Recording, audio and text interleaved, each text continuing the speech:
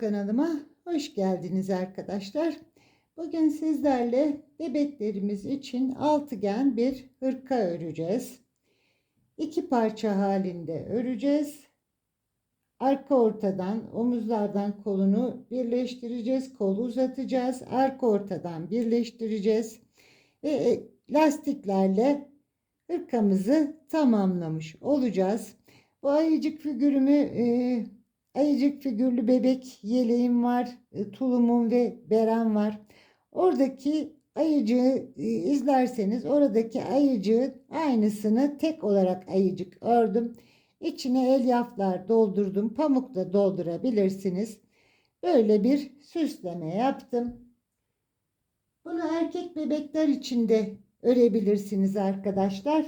Bakın bunu da iki renkli olarak erkek bebekler için hazırladım. Hem kız hem erkek bebeklerinizde bunu kullanabilirsiniz. Lastiğimi yaparken iliklerimi sol tarafta açtım. Böyle iki renk beyazlar kullandım lastik kısımlarında. Bunu hazır figürlerle süsleyebilirsiniz. Ayrıca kendiniz süslemek için figürler yapabilirsiniz. Nasıl arzu ederseniz. Hem kız hem erkek bebeklerinizi süsleyebilirsiniz. Şimdi anlatımını da bu beyaz hırkamla yapacağım. Buna da kırmızılı düğmeler diktim ve böyle kirazlı bir kiraz yapıp bunu süsledim. Bunun anlatımı YouTube'da birçok kanalda anlatımı var. Ben de onlardan faydalandım. Farklı dediğim gibi figürlerle süslemesini yapabilirsiniz arkadaşlar.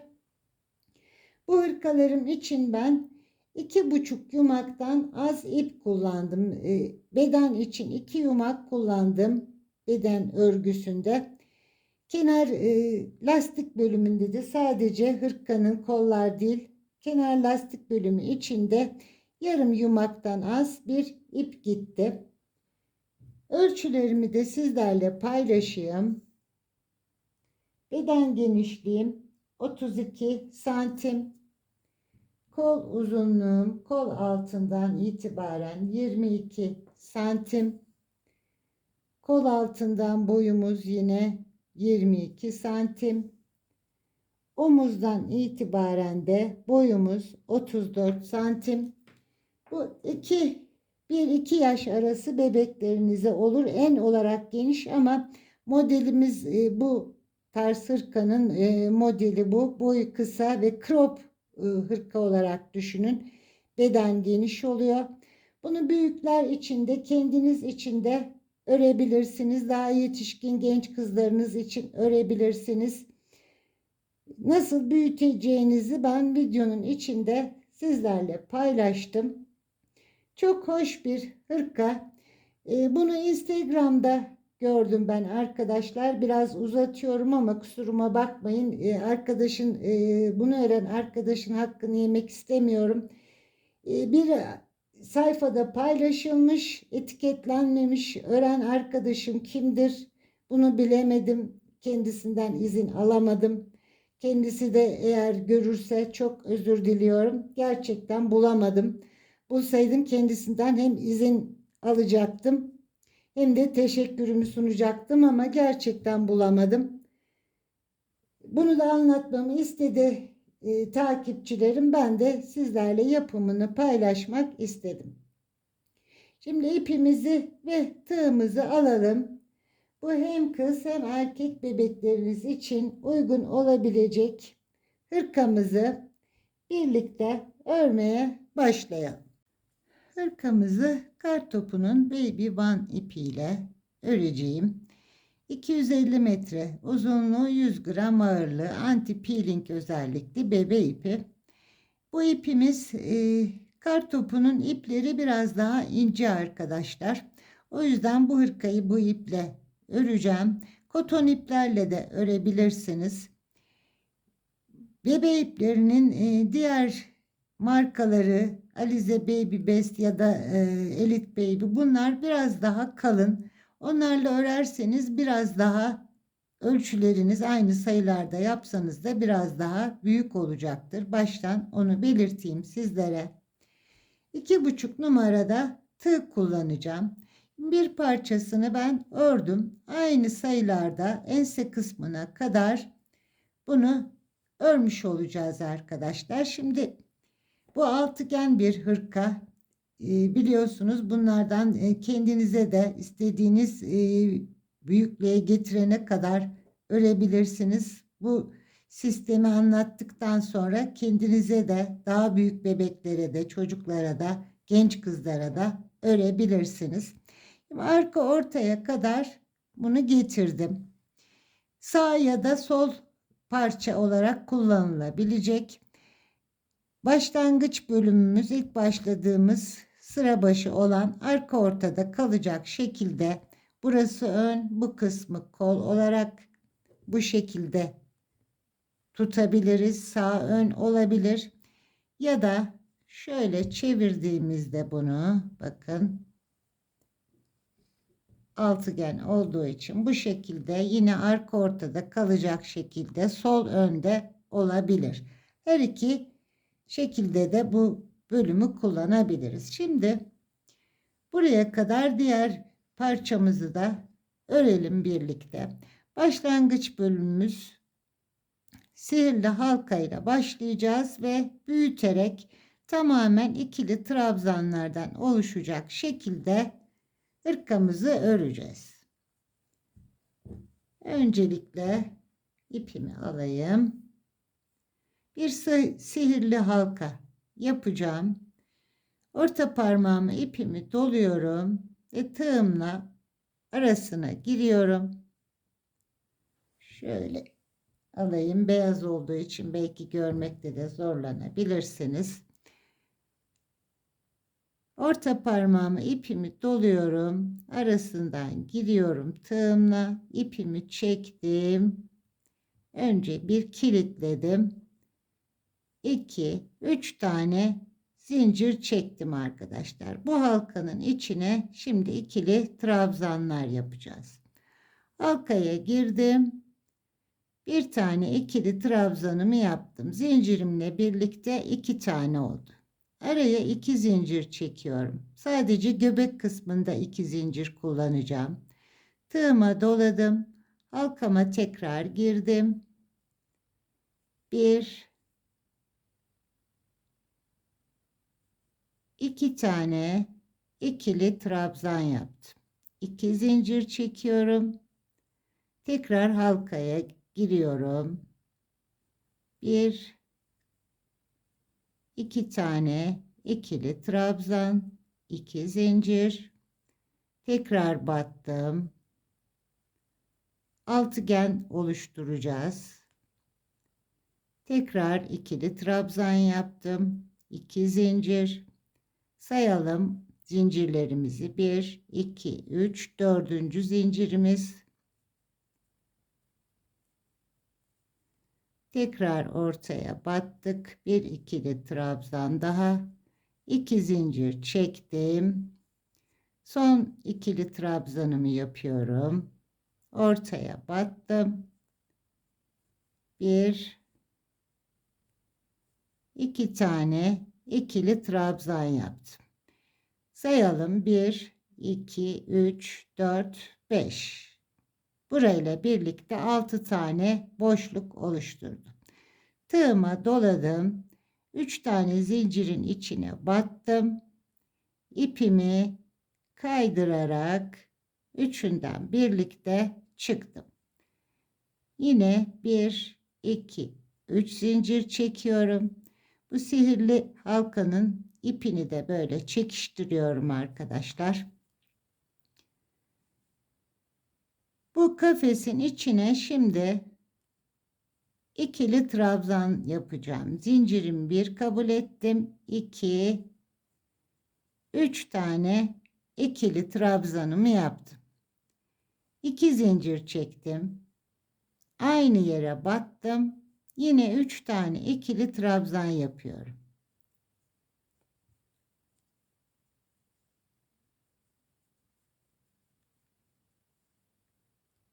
Bir kenar oluşturdum. Araya bir zincir çekiyorum.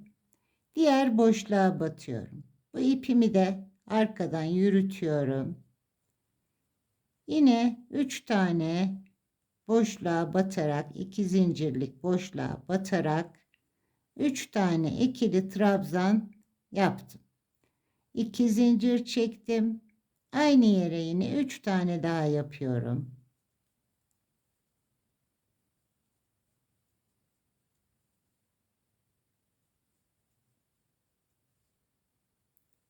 Bir zincir çekiyorum. Bir sonraki boşluğa 3 tane ikili trabzan,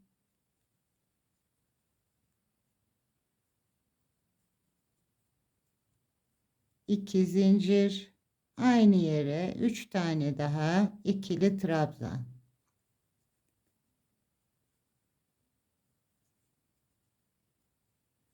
Arada bir zincir, tekrar bir sonraki boşluk, zincir çektiğimiz boşluklara 3 tane ikili trabzan, 2 zincir, tekrar 3 tane ikili trabzan yapıyoruz.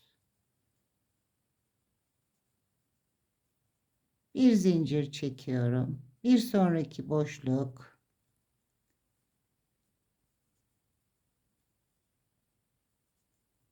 3 tane ikili trabzan, 2 zincir, aynı yere tekrar 3 tane ikili trabzan. Bir zincir, son boşluğumuza geldik. 3 tane ikili trabzan, 2 zincir, aynı yere tekrar 3 tane ikili trabzanımızı yaptık. Boşlukların, zincirlerin içlerine 3'er tane ikili trabzan, 2 zincir, tekrar 3'er tane ikili trabzan yaptık arkadaşlar. Şimdi zincir çekmeden tığıma doladım. İlk başlangıçtaki 3 zincirin tepesine battım.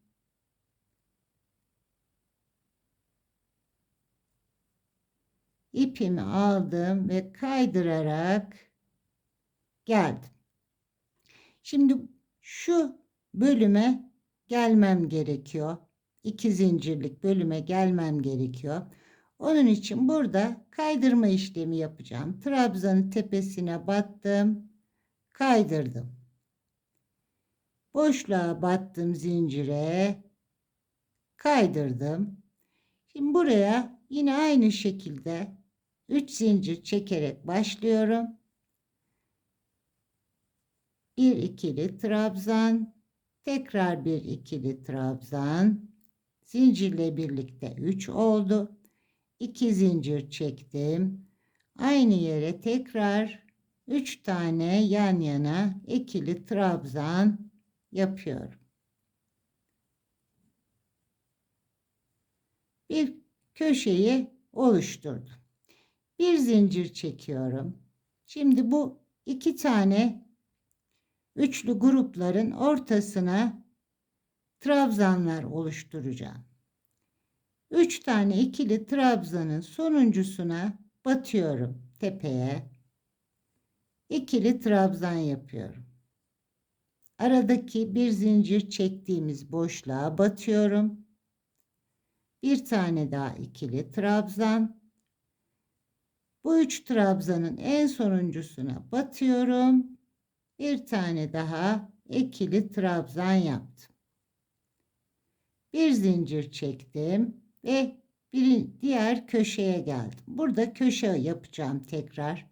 2 zincirlik boşluğa önce 3 tane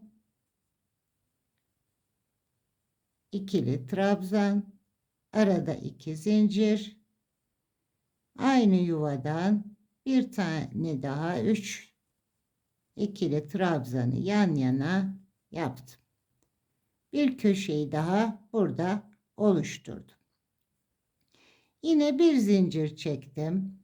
Bakın şu Trabzanların arasına 3 tane yan yana ikili trabzan yapıyorum. Bu en son trabzanın tepesine batıyorum.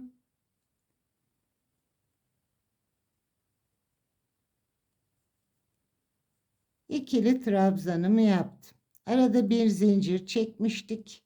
Buraya batıyorum boşluğa. Bir ikili trabzan daha. Ve en son bu üçlü grubun sonuncu trabzanına battım. Bir tane daha ikili trabzan yaptım. Arada bir zincir. Şimdi yine köşe oluşturuyorum. 3 tane ikili trabzan, 2 zincir, aynı yere batıp tekrar 3 tane trabzanımı yapıyorum. Araya bir zincir çektim. Yine diğer köşeye kadar bu aradaki trabzanları yapacağım. En son trabzanın tepesine battım. Bir trabzan yaptım. Bir zincirlik boşluğa battım. Bir tane daha yaptım. En ilk trabzana, bu köşedeki oluşturduğumuz trabzanların ilkine battım. Bir tane daha ikili trabzan yaptım. Bir zincir çektim. Yine bir köşe oluşturacağım. 3 tane trabzanımı yapıyorum. 2 zincirimi çektim. Aynı yere batıp tekrar 3 tane trabzanımı yapıyorum. Bir zincir çektim. Aradaki trabzanlarımı oluşturacağım yine. En son trabzanın tepesine battım. Birinciyi yaptım. Aradaki boşluk, bir zincirlik boşluğa battım. Ve ilk trabzana battım. 3 tane trabzan oluşturdum. Bir zincir çektim. Bir köşe daha oluşturuyorum. Bu 2 zincirlik yaptığımız yuvalara köşeler oluşturuyoruz arkadaşlar. 2 zincir, aynı yere 3 tane daha.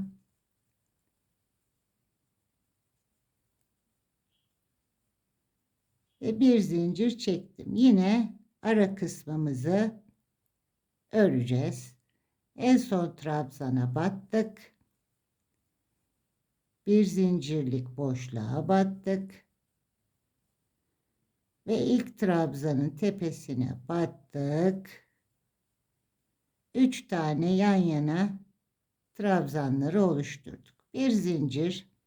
Son köşemi yapıyorum. 2 zincirlik bölüme 3 tane ikili trabzan, tekrar 2 zincir, aynı yere 3 tane daha trabzanımı yapıyorum.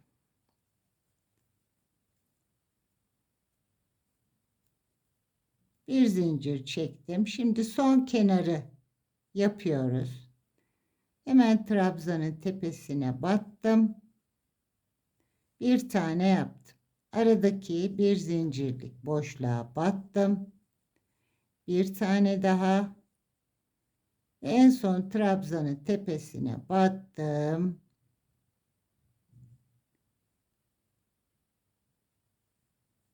Bir tane daha ikili trabzan yaptım. Zincir çekmeden tığıma doladım.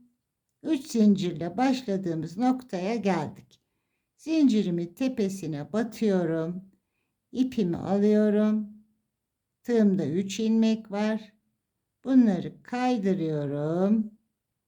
Birleştirmemi yaptım. Yine şu noktaya gelmem gerekiyor. Başlangıç bölümüm benim. Buraya köşe oluşturacağım. O yüzden kaydırma yapıyorum. Trabzanların tepesine batıp ilmeğimi kaydırdım. Battım, kaydırdım. En son ortadaki boşluğa, zincir boşluğuna battım, kaydırdım. Bakın 1, 2, 3, 4, 5, 6 tane köşe oluşturduk. Şimdi buradaki aradaki 3 tane trabzanı genişleteceğiz. Büyüteceğiz burayı. Yani şurayı yapıyoruz arkadaşlar. Şöyle göstereyim. Şu kısmı oluşturduk. Köşeler oluşturduk. Bakın aralara trabzanlar yaptık. Şimdi bu trabzanları her sırada büyüteceğiz. 2 tane başlangıca ekleyeceğiz. 2 tane sona. Yani 3 tane ise 2 ekleyeceğiz. 5, 2 de bu tarafa ekleyeceğiz. 7. Her sırada ikişer ikişer her iki kenarlara trabzanları çoğaltarak büyüteceğiz.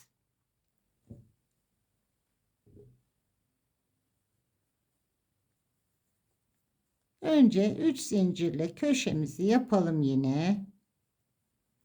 3 zincirle çıktım. Yuvaya battım ortaya.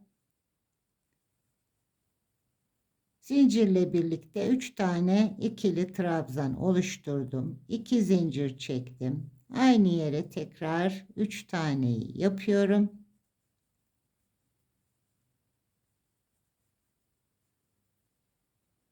Şimdi bir zincir çekiyorum. Bakın şu bir zincirle geçtiğimiz şu boşluğa batıyorum. Buraya 2 tane ikili trabzan. Boşluk kısmına bir zincirlik bölüme 2 tane ikili trabzan yaptım. Burada her trabzanın tepesine batacağım. 3 tane trabzanım var. 3 tane ikili trabzan yapacağım. 1 2 3. Yine bir zincirlik ara. Buraya da 2 tane. Boşluğa battım. 2 tane yaptım. Köşelerin yanlarında birer zincir çekiyoruz. O boşluklara ikişer tane başlangıca ve sonra trabzan ekliyoruz. Bütün ortadaki trabzanların da tepelerine batıyoruz. Bir zincir çektim. Köşemi yapıyorum yine. Üçlü trabzan grubu. 3 tane yan yana. 2 zincir. Bir 3 tane trabzan daha yapıyorum.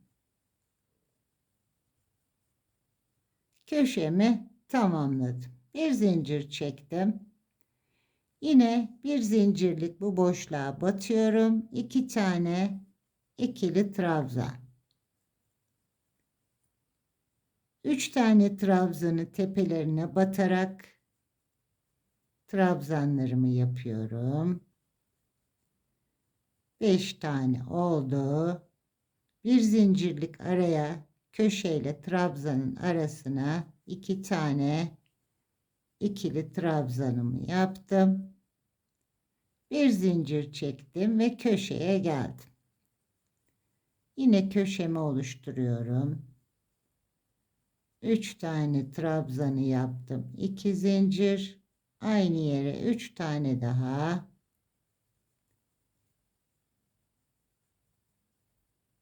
Köşemi yaptım. Bir zincir çektim. Yine yan kısmımıza geldik. Bir zincirlik boşluğa batıyorum. 2 tane ikili trabzanımı yapıyorum. 3 tane trabzanım her birinin üstlerine batarak 3 taneyi de yaptık. Yine bu taraftan da çoğaltacağım. Bir zincirlik boşluktan 2 tane ikili trabzanı yaptım. Bir zincir çektim. Bir sonraki köşemi örüyorum. 3 tane trabzan, 2 zincir, tekrar 3 tane trabzan. Bir zincir çekerek yine kenar bölümüme geldim. Önce 2 tane trabzanımı yapıyorum boşluğa. Trabzanlarımı tepesine batarak devam ediyorum.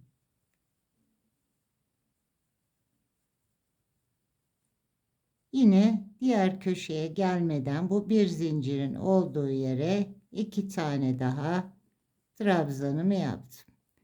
Bir zincir çektim. Tekrar köşe yapıyorum.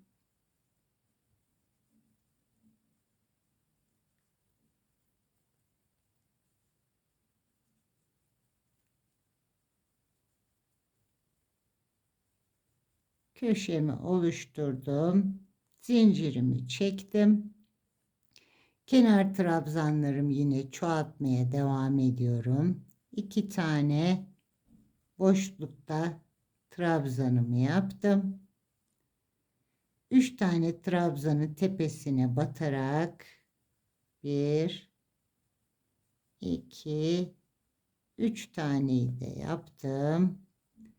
Aradaki boşluk bir zincirlik yere 2 tane de bu taraftan çoğalttım. Bir zinciri çektim ve son köşeme geldim. Köşemi örüyorum.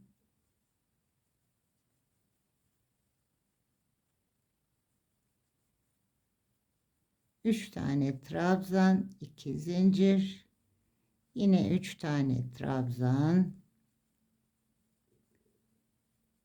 bir zincir ve son kenarımızı yapıyoruz. Önce zincir boşluğumuza 2 tane trabzanlarımı tepelerine batıyorum.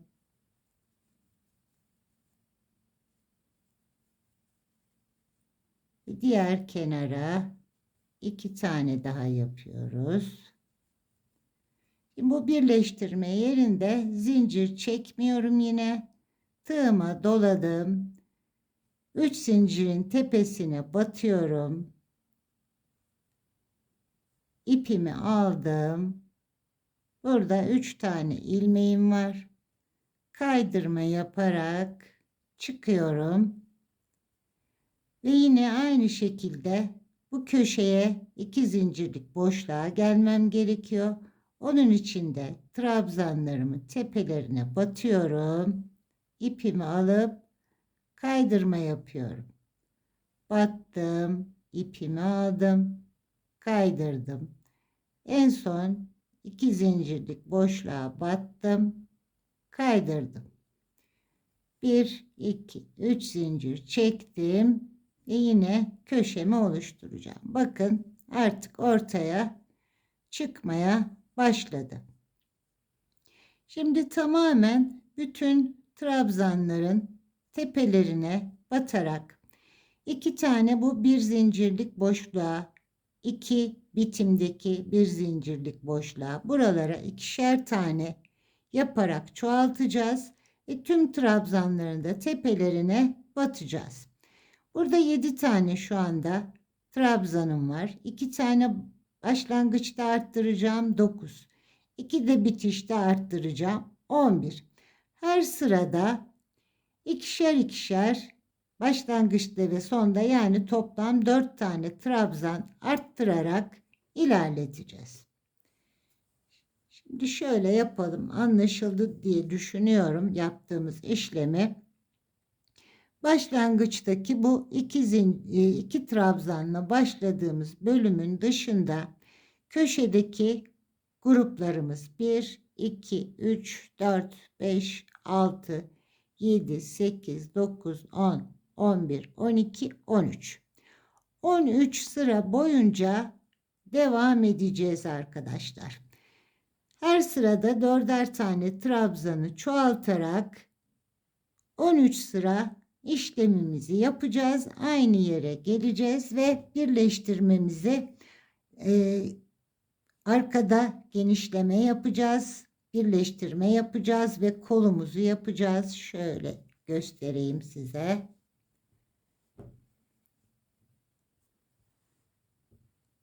Burası sağ önümüz.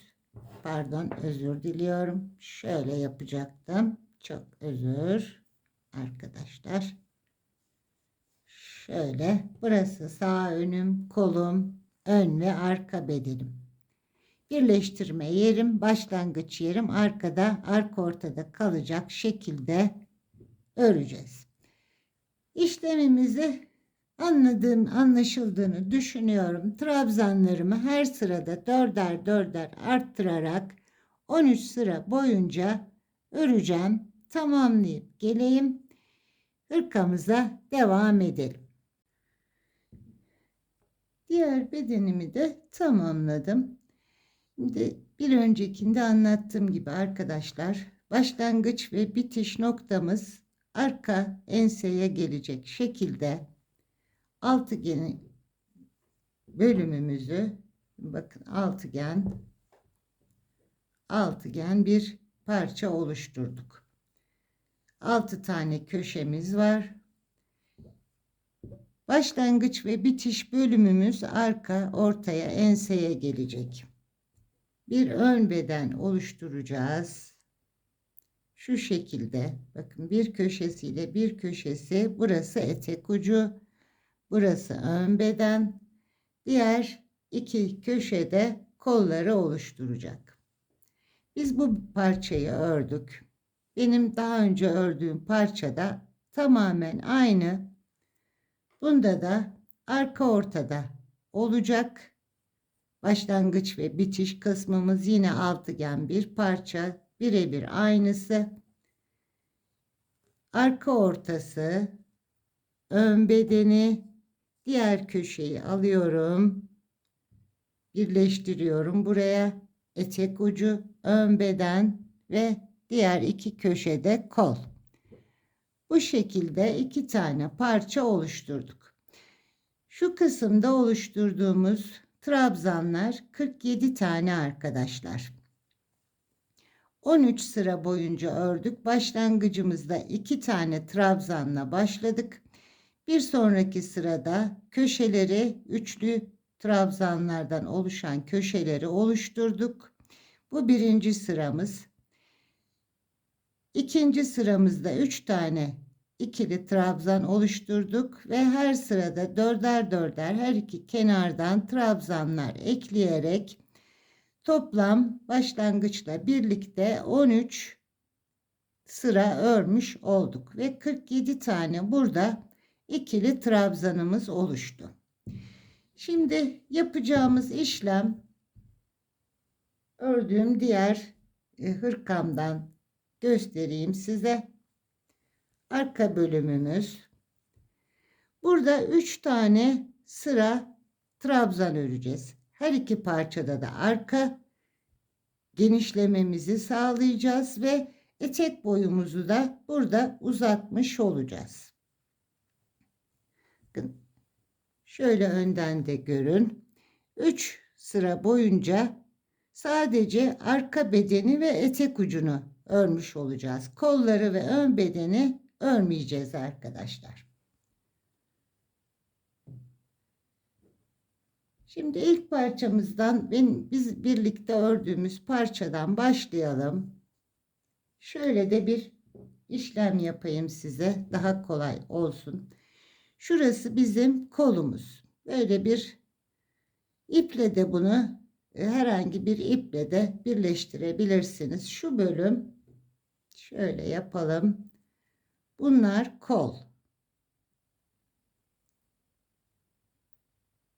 Bu tarafa gelmeyeceğiz. Diğer parçada da aynı işlemi yapalım. Herhangi bir iple de böyle tutturabilirsiniz. İşaretleyiciniz yoksa daha kolay olur. Kol bölümümü kapatıyorum bu tarafa gelmemek için. Bu parça bir beklesin. Bir tanesinden başlayalım. Ön yüzde öreceğiz arkadaşlar. Örüp tekrar arka yüze dönerek değil, örgümüz sürekli ön yüzde, örgünün ön yüzünde devam edecek. Bu yüzden de arka ortadan başlıyorum şimdi.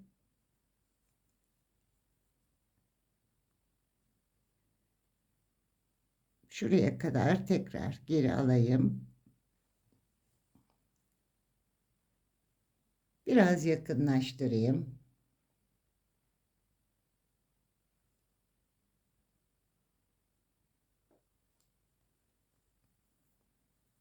Şimdi sıramı tamamladım. Bir doladım tığıma.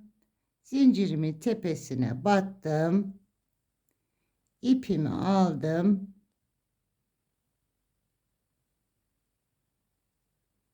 Kaydırma yaparak 3 ilmekten çıktım. Yine kaydırma işlemiyle trabzanlarımın üzerinden gidiyorum. Köşeden şu noktaya ulaşmam gerekiyor. Buraya geldim. 3 tane zincir çekiyorum. 1, 2, 3. 3 zincirimi çektim. Trabzanlarımın tepesine batıyorum. Burada 3 tane trabzanım var. Üçünün tepesine batarak ikili trabzanımı yapacağım. Şunu bir kez daha kaydırayım arkadaşlar. Arası açık olmasın. Orta kısımda 2 kere kaydırma yapacağım. Ortadaki zincire battım, bir kaydırdım. Aynı yere battım, tekrar kaydırdım. 3 tane zincirimi çektim. Trabzanlarımın 3 trabzanı tepesine battım. İkili trabzanımı yapıyorum.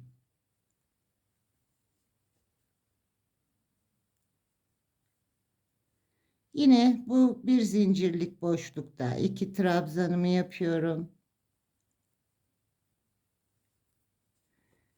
Aynı şekilde bütün 47 trabzanımın tepelerine batarak ikili trabzanlarımı yapmaya devam ediyorum. Aynı şekilde ilerliyorum.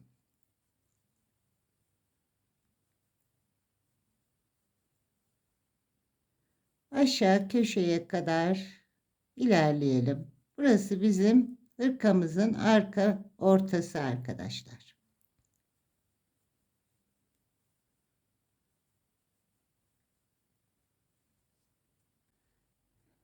Şimdi sıramı tamamladım. Yine 2 tane daha bu kenarda ikili trabzanımı yapıyorum. Köşeye geldim. Bir zincir çektim. Köşemi oluşturuyorum. 3 tane ikili trabzanım. 2 zincir. Aynı noktaya tekrar 3 tane daha.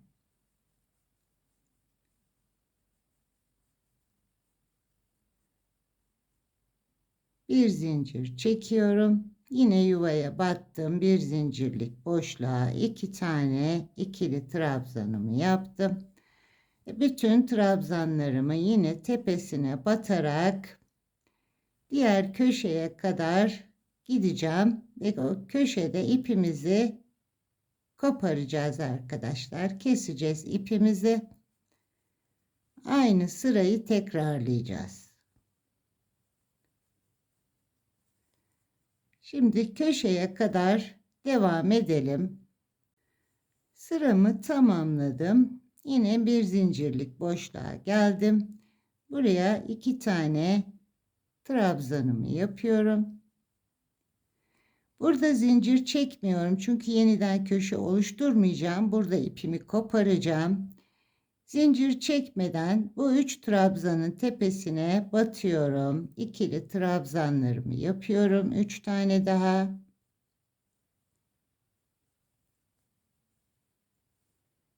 Ve bu 2 zincirlik köşe boşluğuma bir tane trabzan yapacağım. Burada sıra devam edecek, kenar yapacağım için burayı 3 seferde çıkacağım arkadaşlar. 1, 2, 3. Şöyle boşluklar oluşturmak istedim.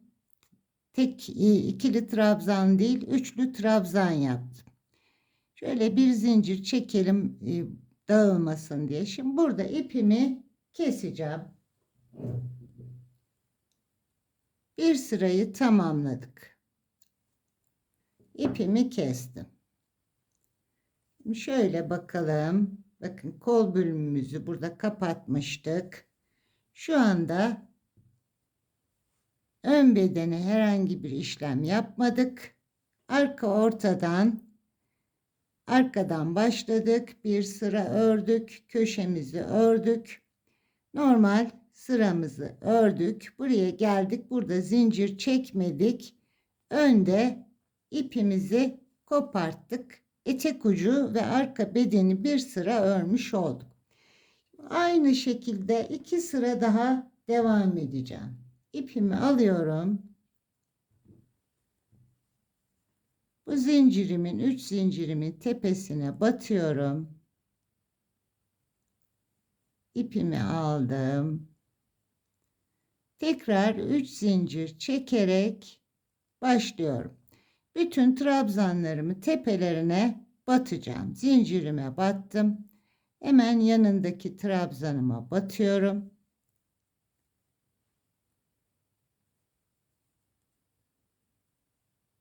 İpimi de fazlasını arada yürütüyorum. Trabzanlarımı tepelerine batarak köşeye kadar geleceğim.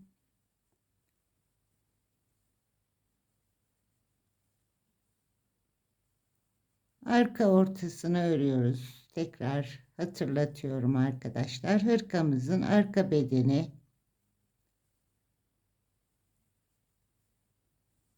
Şimdi köşemize geleceğiz. Köşeyi yapacağız. Aynı şekilde devam edeceğiz. Trabzanlarımızın hepsine batarak geleceğiz. Yine burada 3 seferde çıkıp kapatacağız. Bu köşeyi yapmamış olacağız. Aynı şekilde ilerleyeceğim. 3 sıra bunu yapacağız arkadaşlar. Buraya gelince ipimi koparacağım. Tekrar 3 zincirle bağlayacağım ve ilerleyeceğim. 3 sıra boyunca bunu yapıp bırakacağız. Şu anda ikinci sırayı yapıyoruz. Bir sıra daha yapmış olacağız. Şimdi diğer parçasını da sizlerle paylaşayım. Burada çünkü bir işlemimiz yok. Yapacağımız herhangi bir işlemimiz yok.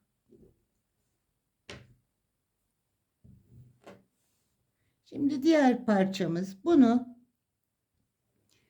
bu şekilde ilerletemeyeceğim. Çevirmeyeceğim. Arka yüzü örmüyoruz. Sadece ön yüzde örgümüzü öreceğimiz için burada bu ipimi koparacağım. Diğer parçada da aynı yerdeyiz. Arka ortasındayız. Buraya bir zincirle kilitliyorum. Bu ipimi burada keseceğim.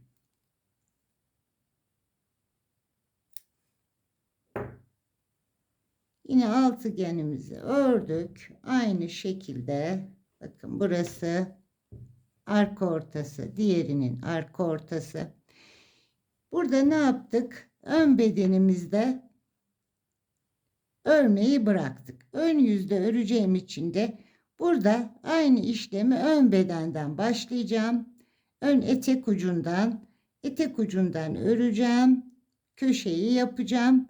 Ensede ipimi koparacağım. Burada etek ucunda bir parçasında etek ucunda bırakıyorum. Sağ bedenimde etek ucunda bırakıyorum. Sol bedeni örerken de ensede ipimi koparmış olacağım.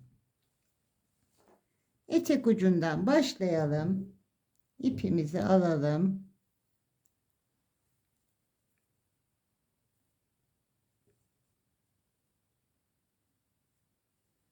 Etek ucundaki köşeye girdim. 1, 2, 3 tane zincirimi çektim. Bütün trabzanlarıma batıyorum yine. 3 tane trabzanım var. Burada bu üçünü batıyorum.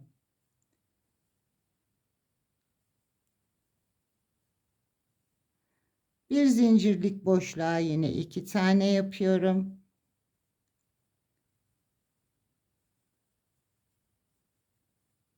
Ve trabzanların tepelerine batarak köşeye kadar gideceğim. Şimdi normal sıramı tamamladım. Köşeyi yaptım. Diğer kenarı da yaptım. Arka ortaya geldim arkadaşlar. Bu kestiğim ipi de arada yürütüyorum. Trabzanlarımın üzerlerine batarak şu anda arka bedeni örüyoruz. Yine araya boşluğa 2 tane trabzanımı yaptım. Burada zincirimin tepesine batıyorum. Diğer trabzanımın tepesine batıyorum. 3 tane trabzanın da tepesine battım. Ve burada tam köşeye yine bir tane üçlü yapacağım. Kapanışlarda üçlü yapacağım. 1, 2, 3. Bir zincir çekip kilitledim. Kesiyorum ipimi.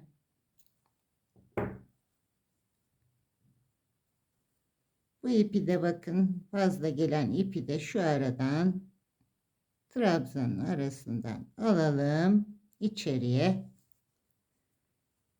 Şöyle göstereyim. Diğer parçamız burası sol ön beden. Burada etek ucundan başladık.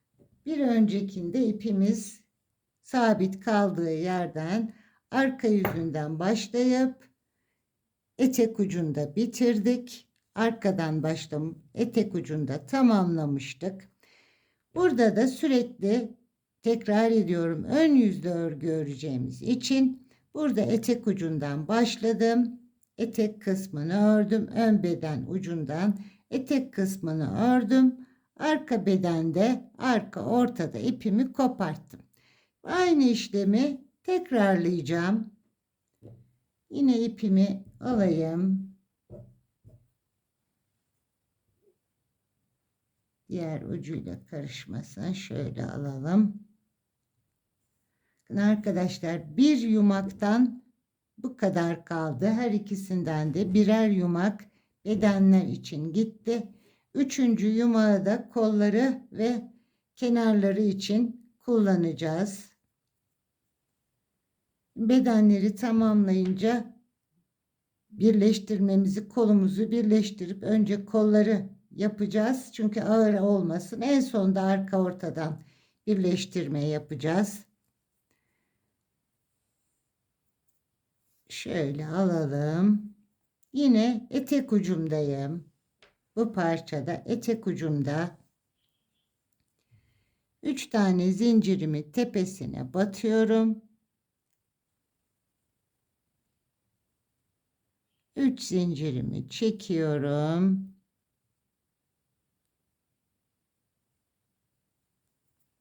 Ve trabzanlarımın tepelerine batarak ilerliyorum. Bir tane burada köşem var. Bir köşeyi normal şekliyle yapacağım. Ve arka ortaya gelince ipimi koparacağım. Tekrar bir sıra daha öreceğim.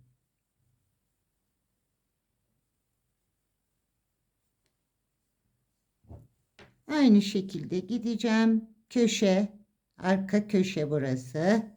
Ve arka ensede ipimi koparacağım. Tekrar aynı yerden başlayıp devam edeceğim. 3 sıra bunu tamamlayacağım.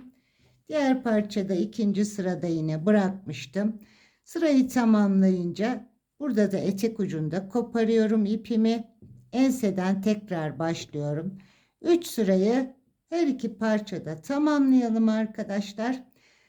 Daha sonra kollarımızı şurada kollarımızı birleştireceğiz. Tek tek kollarımızı öreceğiz. Kollar bittikten sonra da arka ortada birleştirmemizi yapıp kenar lastik kısmımızı öreceğiz. Önce üçer sırayı tamamlayıp gelelim. Bu arada şunu da belirteyim arkadaşlar. Bunu 1-2 yaş arası bebekler için yapıyoruz. 2 yaşa kadar uygun ölçüleri 1-2 yaş arası. Bunun boyunu daha uzun olsun isterseniz birleştirmemizi yaptıktan sonra bunu tekrar hatırlatabilirim. Unutmadan söylemek istedim. Arka bedeni birleştirdikten sonra boyunu uzatmak isterseniz boyu biraz daha uzun olsun isterseniz sadece etek ucundan bir sıra tekrar başlayıp ön yüzle etek ucundan 2 sıra etek ucundan boyunu uzatabilirsiniz. Daha büyük yaşlar için bunu biz 13 sırada yaptık. İkişer sıra ekleyerek ilerletebilirsiniz. Arka beden ortasından bir genişletme yaparsanız öndeki lastik kısmımız modeli farklılaştıracaktır. Arka ortadan sadece beden genişliği 3 sıra değil de 5 sıra arkayı yaparsanız öne lastik yapacağız. Ön çeker, arka bol olur arkadaşlar. O yüzden arkadaki sıra sayısını ellemeden, değiştirmeden sadece buradaki sıra sayılarını 15'e, 17'ye yaş olarak çoğaltabilirsiniz istediğiniz yaşta.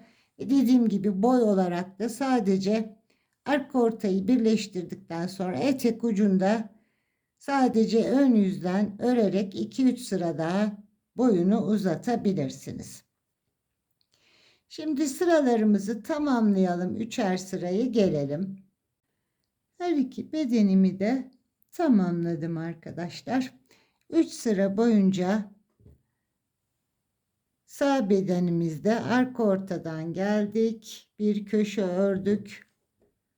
Önde etek ucunda diğer köşede ipimizi koparttık. Bunu 3 kez yaptık. Diğer bedenimizde de önden birinci köşeden başladık. Yine bir köşeyi tamamlayıp arka ensede ipimizi koparttık. 3 sırada bunu örmüş olduk. Şimdi kolumuzu birleştireceğiz. Ben buraya işaretleyicilerini koydum. Şu kısmımızı birleştireceğiz ve kol ağzında biraz 3 sıra kadar uzatıp daha sonra buraya lastik yapacağız. Şimdi arkadaşlar burada işaretleyiciyi taktım. Ön bedenimizden burası bir köşemiz, ön bedenimiz. Köşenin yanında burada 6. trabzana işaretleyiciyi taktım. Yine diğer parçada da arka bedenimde de 6. trabzana işaretleyicimi taktım. Bunları sabit tutuyorum. Bakın örgümün iç yüzünü çeviriyorum. Şöyle örgümün iç kısmını çevirdim.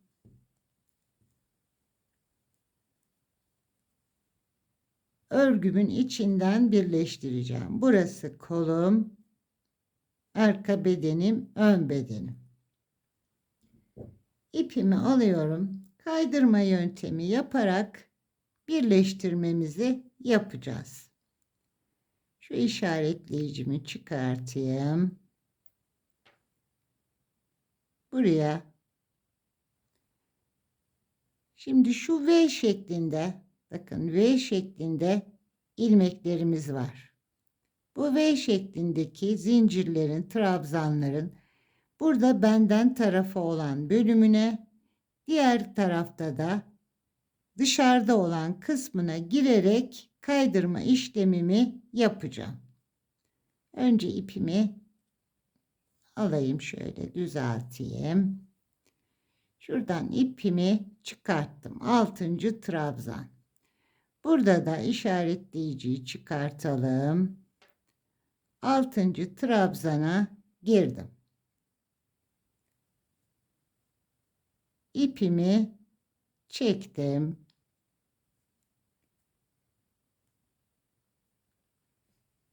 Bu ipi de arada yürüteceğim. Bir sonraki trabzan, benden tarafı olan parçada benden yana olan V'nin ucuna giriyorum. Şuraya giriyorum. Karşıda da diğer parçada da dışta olan kısma giriyorum V'ye. İpimi aldım ve kaydırma yaptım. Tekrar bakın dış kısımlardaki trabzanların dış kısmındaki ilmeklere giriyorum. Burada da yine dış kısmındaki ilmeğe girdim. İpimi aldım, çıkarttım. Tığımdaki ilmekten kaydırıyorum. Buraya girdim. Karşı tarafa girdim. İpi çıkarttım, kaydırdım. Dış kısmındaki trabzanların dış kısmındaki bölümlere giriyorum. İpi alıyorum, kaydırıyorum. Girdim, ipi aldım, kaydırdım.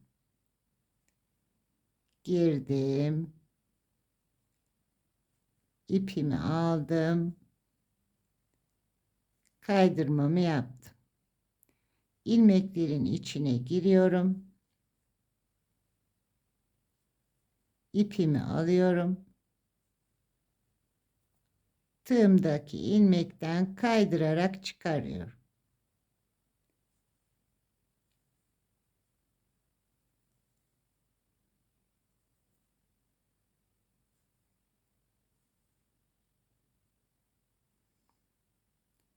İpin katından girdiğim zaman tabi çıkmıyor.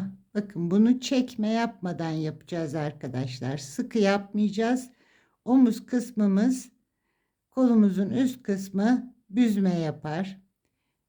Trabzanların dışta kalan, üstte kalan ilmeklerine girip ipimi alıyorum ve kaydırarak birleştirmemi yapıyorum. Aldım, ipi kaydırdım. Girdim ilmeklerime, ipimi aldım, kaydırdım. Tekrar gösteriyorum. Bir çekme yapmadan yapıyoruz. Şu ipi arada yürüteceğim arkadaşlar. Şöyle çekeyim buradan. Trabzanların içinde yürüteceğim bu ipimi. Şimdi bütün ilmekleri bitene kadar bu trabzanların tepelerinden birleştireceğim. Bütün ilmekleri, trabzanları birleştirdim arkadaşlar. En son köşeye geldik. Köşedeki bakın şu trabzana yine girdim. Tepesine. Karşı tarafta yine trabzana girdim. Kaydırmamı yaptım. Bir zincir çekerek burayı kilitledim ve ipimi burada kesiyorum. Buradan devam edebiliriz aslında ama ben şimdi sizlerle paylaşacağım onu. Şu ipi de saklayayım. Şuraya bakın. Başlangıçtaki ipi de bu trabzanların arasına girerek burada saklayabiliriz.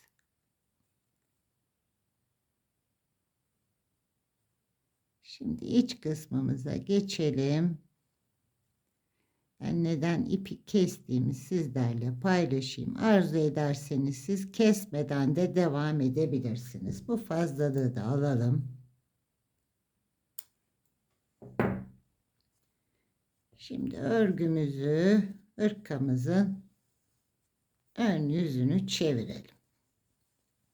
Bakın görüntümüz, omuzdaki görüntümüz bu şekilde. Şimdi burada kol ağzında 3 sıra trabzan yapacağım. Burada ipi kopartmadan devam edersem başlangıç ve bitiş kısmı hırkamın kolunun üst kısmına gelecek. Ben alt kısmından başlamak istiyorum. Daha güzel bir kol görüntüsü elde etmek için o yüzden kestim. Arzu ederseniz buradan ipi kopartmadan da devam edip gidebilirsiniz. Şimdi şöyle kolumu tutuyorum. Arka kol altıma denk gelen bir yerden ilmekleri saymadan yaptım bu işlemi. Buradan trabzanın içine giriyorum. 3 tane zincir çekiyorum.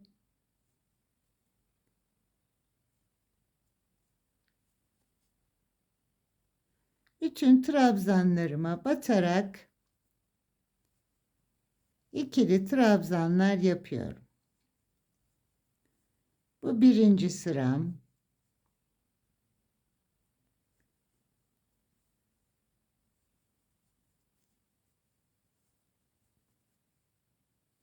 Dönerek kolumuzu 3 sıra öreceğiz.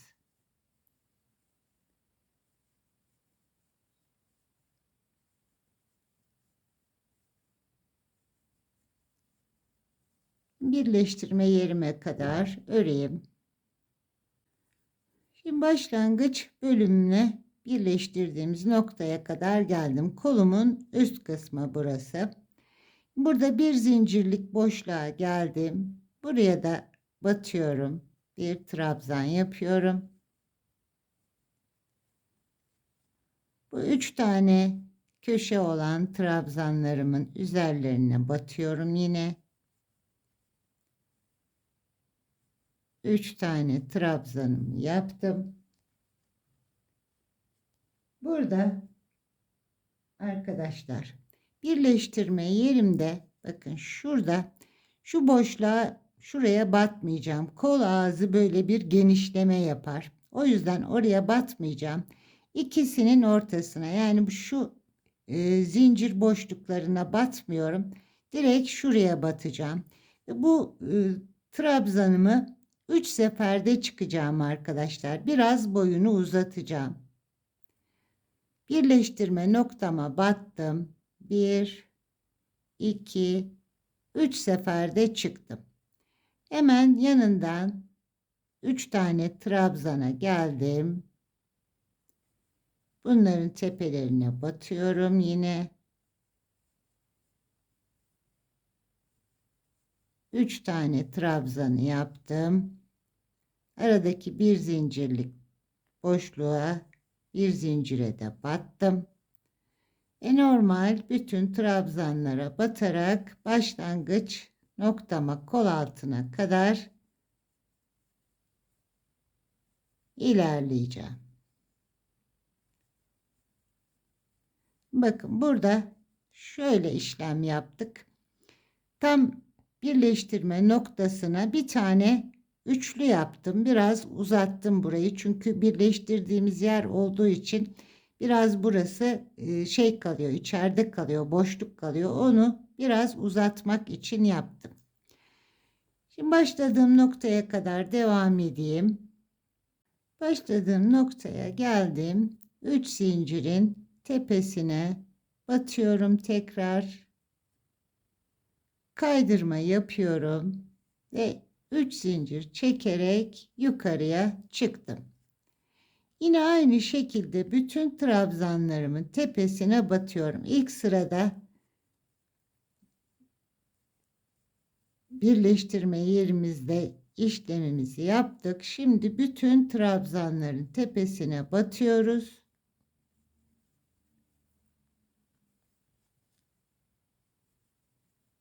İkinci sıramızı örmüş oluyoruz. Bir sıra daha öreceğiz. Daha sonra lastik yapacağız. Kol ağzına.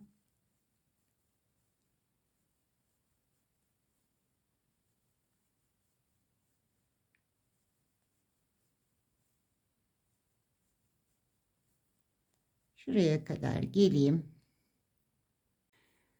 Bakın az önce üçlü trabzan yaptığım tam dikiş yaparak birleştirme yaparak geldiğimiz trabzan. Buraya geldim. Bunu yine 3 seferde çıkacağım. 1, 2, 3. Bu alttaki kısalığı gidermiş oldum. Şimdi yine normal olarak gidiyorum. 3 zincirin başladığım noktaya geleceğim. Zincirimin tepesine batıp kaydıracağım. Bir sıra daha öreceğim. Bir sonraki sırada bu üçlü trabzanı yapmayacağım. Normal ikili trabzanımı yapmış olacağım. Diğer sıramızı da tamamlayalım. Lastiğimizi yapalım. Üçüncü sıramı da tamamladım. Bakın kolumuzun duruşu bu şekilde. Üst kısmımız kolumuzun üst bölümü. Alt bölümden birleştirmemizi yaparak devam ediyoruz. 3 sıra ördük. Zincirimin dışında toplam 55 tane trabzanım var. Şimdi birer birer atlayarak hem lastik yapacağım hem de kol ağzını biraz toplayacağım. Diğer hırkamda göstereyim. Şurada bakın bir toplama işlemi yaptım. 5 sırada lastik bölümümüzü yapacağız. Dış ve iç trabzanlar yaparak bir lastik bölümü yapacağız burada.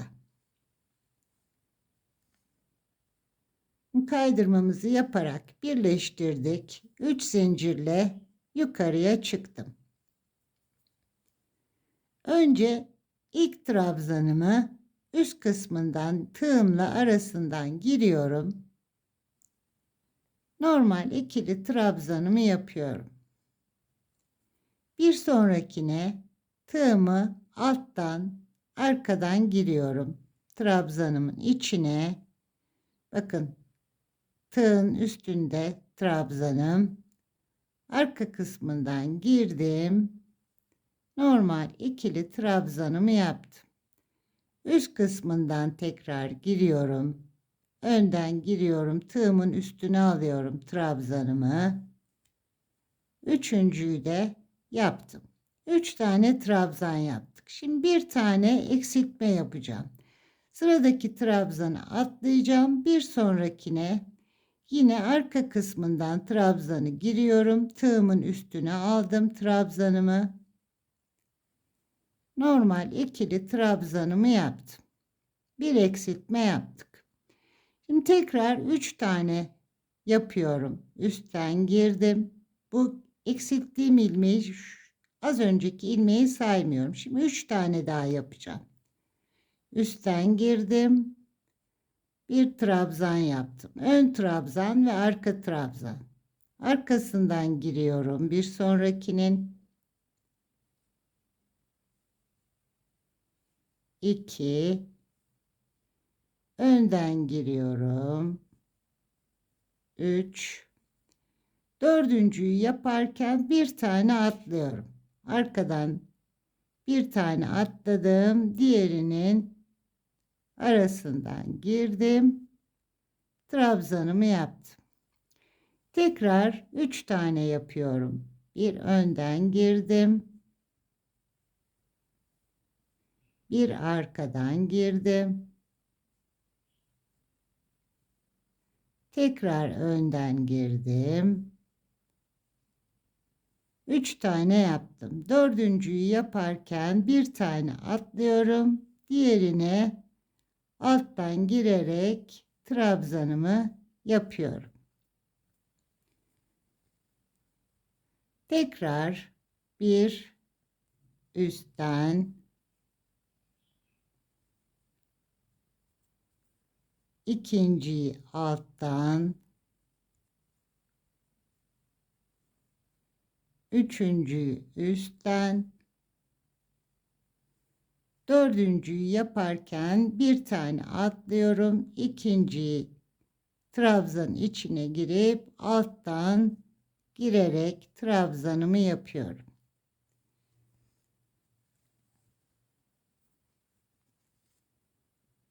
Tekrar bir üstten giriyorum. Bir alttan arka taraftan giriyorum. Arka trabzan yaptım. Önden girdim. Üstten ön trabzan yaptım. 3 tane yaptık. Dördüncüyü yaparken bir trabzan atlıyorum. Bir sonrakine alttan girerek trabzanımı yapıyorum. Bir tane üstten giriyorum. Bir tane alttan giriyorum.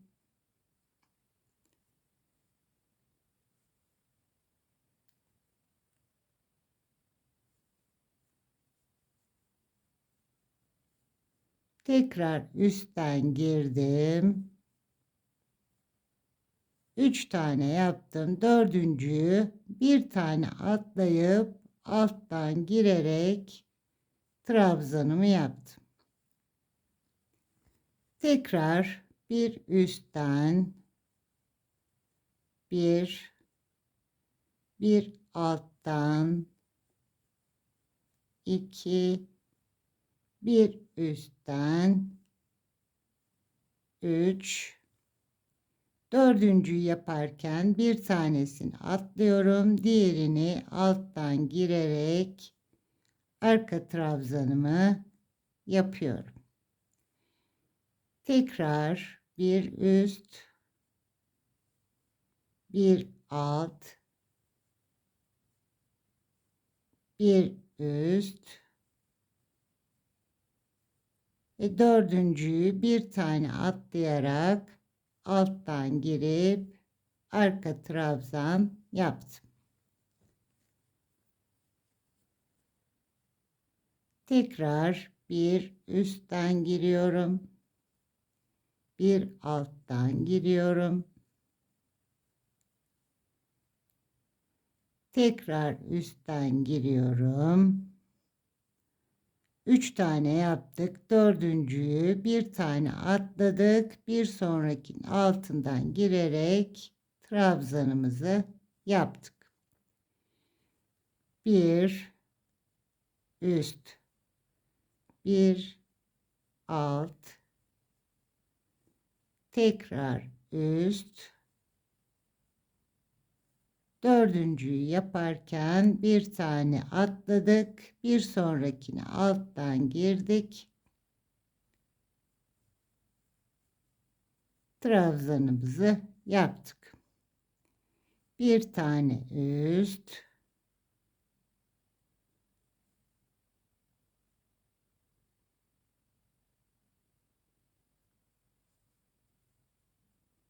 Katını açarak denk geldi. Düzeltemedim. Evet, şimdi düzeldi. 1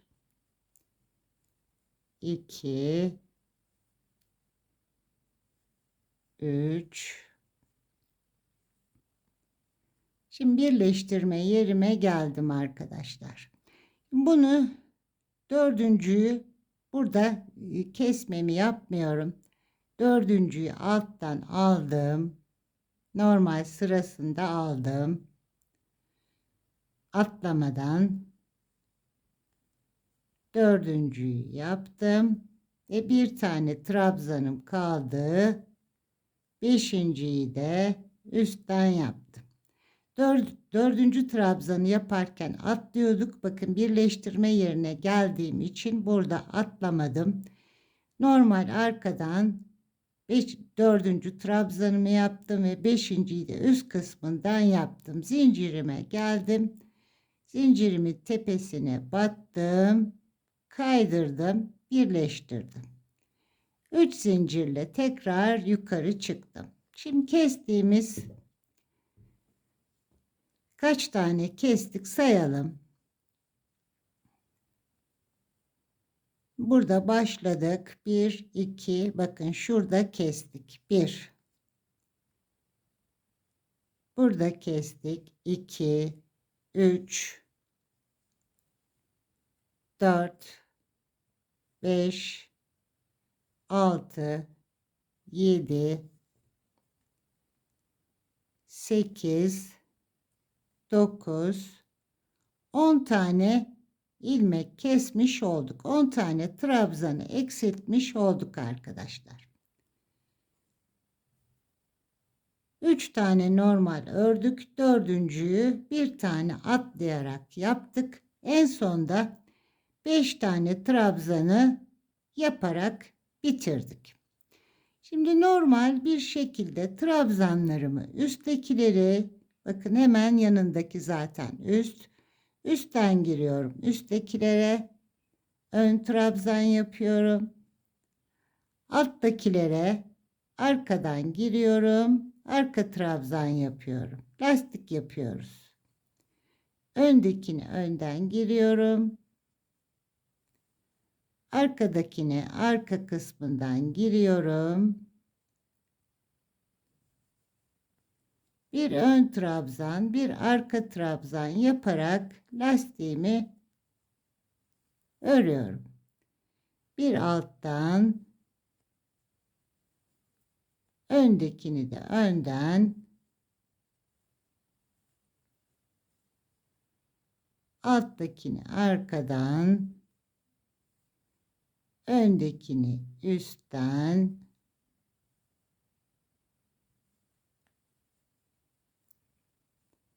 üsttekine üstten giriyorum.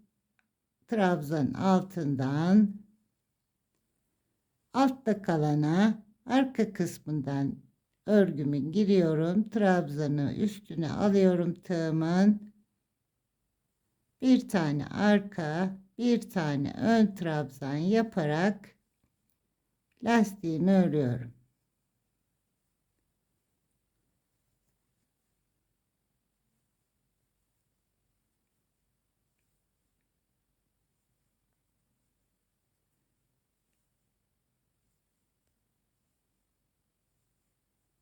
Bir üst, bir alt. Bir tane ön, bir tane arka.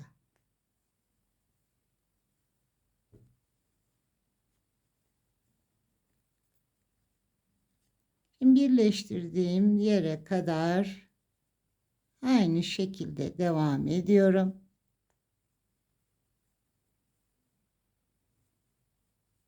Üstteki trabzanlara önden giriyorum, altından tığımın üstüne trabzanı alıp ikili trabzanımı yapıyorum.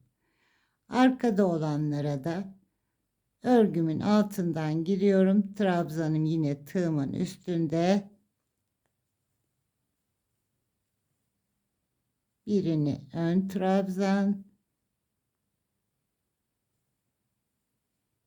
diğerine arka trabzan yaparak tamamlıyoruz.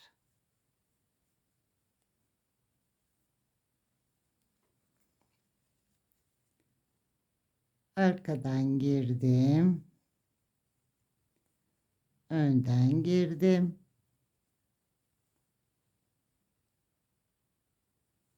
Arkadan girdik. Önden girdik.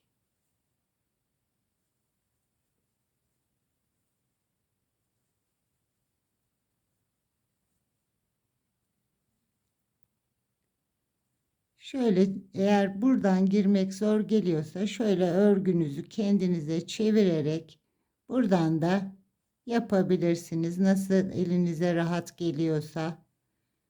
Önden yaptım. Trabzanımı böyle çeviririm. Şuradan bu şekilde yapabilirsiniz. Elinize nasıl rahat geliyorsa yaptığınız işlem, trabzanların arasına girerek bir üstten bir alttan trabzanlar yapıyoruz. Birleştirme yerimize geldik. Birkaç tane kaldı.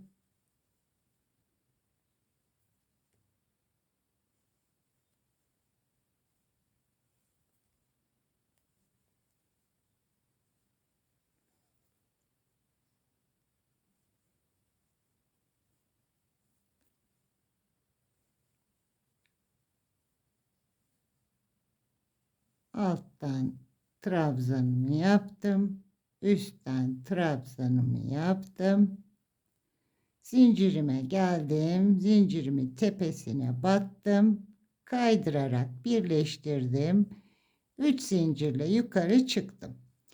İkinci sıramızı tamamlamış olduk. Bakın burada kol ağzında bir toparlanma. Şöyle yapayım. Bedenimiz. Kol ağzında bir toparlanma yapmış olduk. Şimdi 3 sıra daha yapacağız arkadaşlar. 2 sıra yaptık. 3 sıra daha yapalım. Daha sonra ilmekleri birlikte kapatalım. Kaydırma yaparak ilmeklerimizi kapatacağız. Kolumun lastik bölümünü tamamladım. 6 sıra ön trabzanlar ve arka trabzanlar yaparak kol lastiğimi tamamladım. Şimdi burada kaydırma yöntemi uygulayacağım. Burada bir esneme yapmaması için birleştirdim ve bir zincir çektim. Şimdi her trabzanın içine giriyorum. Trabzanlarıma batıyorum. Trabzanıma battım. İpimi aldım. Kaydırdım.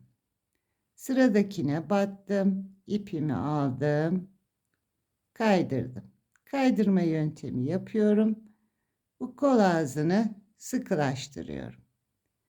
Batıyorum. İpimi alıyorum. Kaydırıyorum. Trabzanıma battım. Kaydırdım. Sırayla bütün trabzanlarıma giriyorum.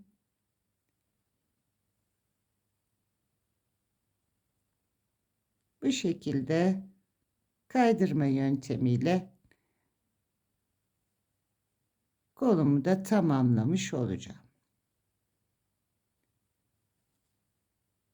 Trabzanımın içine giriyorum. İpimi çekerek zincirimdeki tığımdaki ilmekten kaydırıyorum. Bu şekilde tamamını kaydıralım arkadaşlar. Zincirime kadar geldim. Bütün trabzanlara girerek kaydırma işlemini yaptım. Şimdi bu zincirimin içine giriyorum. Ve ilmeği iç kısma çektim. Bir parçacık uzatayım. İpimi burada kesiyorum.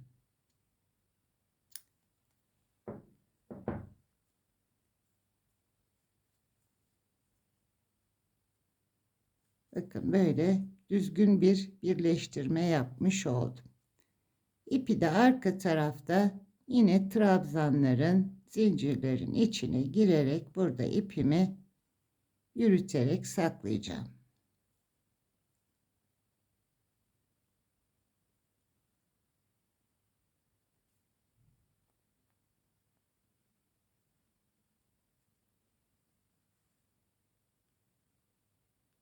Aynı yere tekrar girip kilitliyorum. Bir tane daha yürütelim.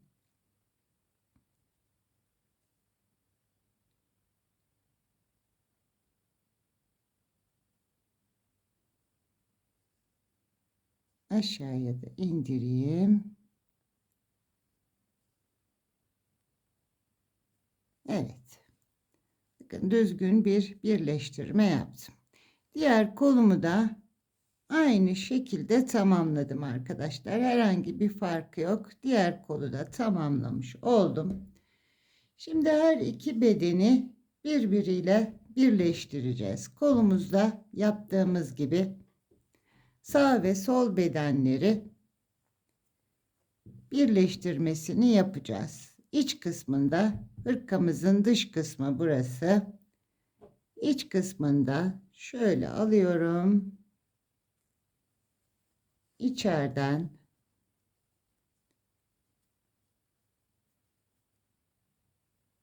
bu ipimi de yine buraya saklayayım, aşağıya indireyim.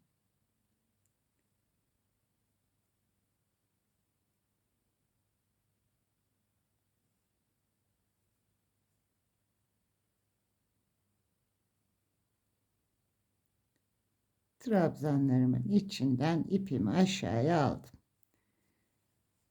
Kolumuzda kol üzerinde birleştirmemizi yaptığımız gibi aynı şekilde birleştirmemi yapacağım. Hemen ilk trabzanların bakın V'lerin gene dışarıdaki her iki tarafta dış kısmındaki V'lere gireceğim ve kaydırmamı yaparak yine birleştireceğim. Ben ilk zincirlere giriyorum. ipimi aldım. Bir zincir çektim buraya. Hemen yanındakine, V'lerin arkalarına girdim. İpimi aldım, kaydırdım. Dışarıdaki trabzanların dış kısımlarına. Burada da yine dıştaki kısmına giriyorum. Kolumdaki işlemin aynısını yapıyorum arkadaşlar. Her iki V'nin dışarıda kalan bölümlerine giriyorum. Trabzanlarımın sıralarını kaydırmadan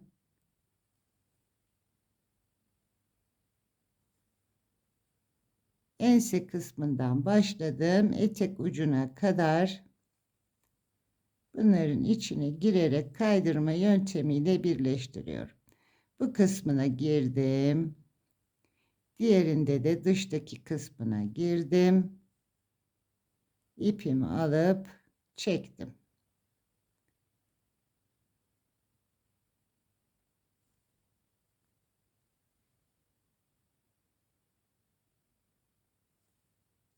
İpimi alıp çekiyorum. Yine aynı şekilde sıkı bir şekilde yapmayacağız.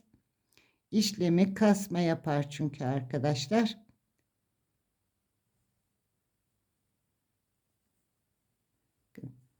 Şöyle içeriden de göstereyim. Ensem sırtımızdaki görüntümüz yine kolda olduğu gibi aynı şekilde, dışarıdaki görüntüsü de dışın kısmındaki görüntüsü de böyle olacak. Şimdi ta etek ucuna kadar, bu köşe noktalarına kadar kaydırarak hırkamızın her iki parçasını birleştireceğiz. İki bedeni birleştirdik arkadaşlar. Burada köşe noktamızdaki zincir bölümüne kadar birleştirmemi yaptım. Şimdi eğer etek ucunu uzatmak isterseniz, bu normal bir hırka boyunda, daha uzatmak isterseniz bir ön bedenin bir ucundan başlayacaksınız. Yine ön yüzde trabzanlarımızı yapacağız. Bir ucundan başlayıp diğer birleştirme noktasını geçeceksiniz. Diğer ön bedende yine ipinizi koparacaksınız. Birinci sırayı tamamlamış olacaksınız. Yine aynı şekilde daha uzatmak istiyorsanız aynı yerden başlayıp diğer ön bedende ipi kopartarak sıralarınızı çoğaltabilirsiniz. Boyunu uzatmak istiyorsanız. Şimdi kolumuzla yaptığımız gibi yine lastik çalışması yapacağız. Ön ve arka trabzanlar yapacağız. Önce ilk sıramız sadece trabzan olacak. Çünkü burada şu kısımları, trabzanlarımızı yapmamız gerekiyor. Yine arka bedende trabzanlar oluşturmamız gerekiyor. Önce ilk sıramızı normal trabzan öreceğiz. Daha sonra hem ilik açacağız hem ön ve arka trabzanlarla lastiğimizi öreceğiz.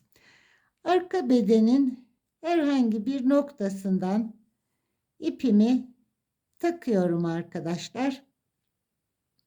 Buranın yeri çok önemli değil. İstediğiniz herhangi bir noktada arka bedenden birleştirme noktası olacak. Buraya ipimi taktım. Yine 3 tane zincir çekerek başlıyorum. İpi de arada yürüttüm. 3 zincirimi çektim. Bütün trabzanlarımın üzerlerine batarak ikili trabzanlarımı yapıyorum. Hepsinin üzerlerine batıyorum. Ön bedende köşeye kadar geleceğim. Bir köşe yapacağız orada.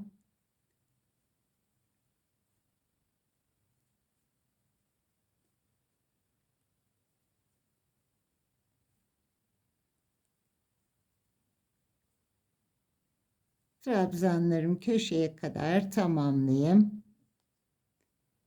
Köşeye kadar geldim. Ön bedenin köşesi arkadaşlar. Şimdi buradan Şu tepeye bitirme noktama batıyorum.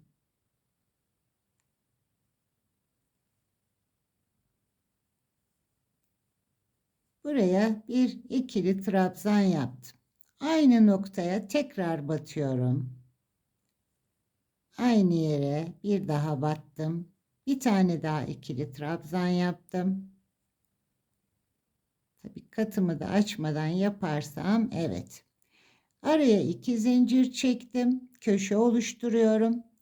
Aynı yere 2 tane daha yapıyorum arkadaşlar. Yani aynı noktaya 4 tane ikili trabzan yerleştirmiş oluyorum. 1 2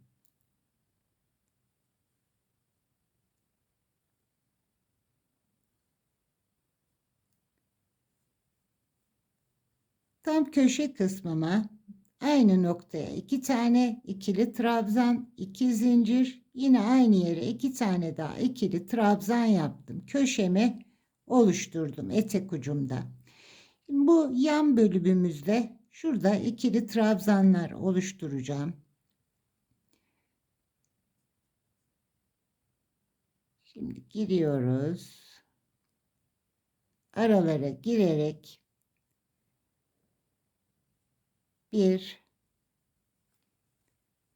bakın şu ara kısımlara, bitirdiğimiz noktalara giriyoruz. Buraları 3 seferde çıktım biliyorsunuz. Bu açıdan normal trabzan olarak değil, 3 seferde çıktım. Daha rahat ilmek alabilmek için yapmıştım bu işlemi. Bir araya girdim, battım. 2 3 bir üstteki trabzana geçtim. 4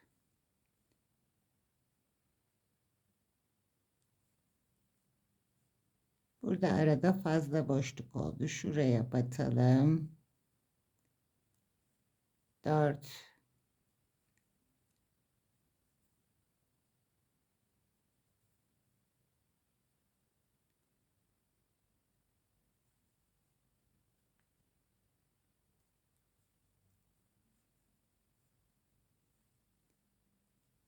5 Şöyle bakayım nasıl duruyor. Evet. 6 Bir tane daha batalım. 7 Bakın battığımız yerlere, burayı çok fazla yaparsak marullaşır. Çok da seyrek yaparsak görüntü çirkin olur. Bu trabzanlarımızın 3 tane üst seferde çıktığım trabzanlarımın üzerlerine battım. Köşedeki 2 taneyi saymıyorum. Tam köşe noktasını. 2, 4, 6, 8 tane olmuş. Tekrar sayalım. 1, 2, 3, 4, 5, 6, 7, 8 tane buraya ikili trabzan yapmışız. Karşı etek ucunda da yine şu noktada da yaparken yine aynı sayıda yapacağız arkadaşlar. Diğer ön bedende de aynı sayıda yapmış olmamız gerekiyor. Şimdi bu zincirimizin köşe noktasındaki zincirimizin ortasına battım. Yine trabzanlarımı tepesine batıyorum. Köşedeki 3 tane trabzanımız vardı. Onlara battım. Arada bir zincirimin olduğu yer, buraya da battım. Ve bütün trabzanlarıma yine batarak ön kısmım burası.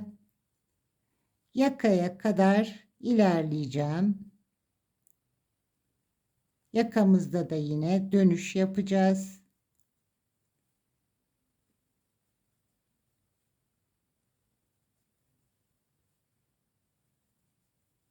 Yakaya kadar trabzanlarımı tamamlayayım.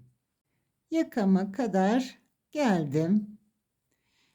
Tam köşe noktam bu bir zincirlik boşluğa battım, bir trabzanımı yaptım. 3 tane trabzanın da tepelerine batıyorum. 3 tane trabzanımı da burada yaptım. Köşedeki 2 zincirimin içine bir tane ikili trabzan, 2 zincir, aynı yere bir tane daha ikili trabzanımı yaptım. Burada yine 3 tane trabzanımın üzerlerine batıyorum.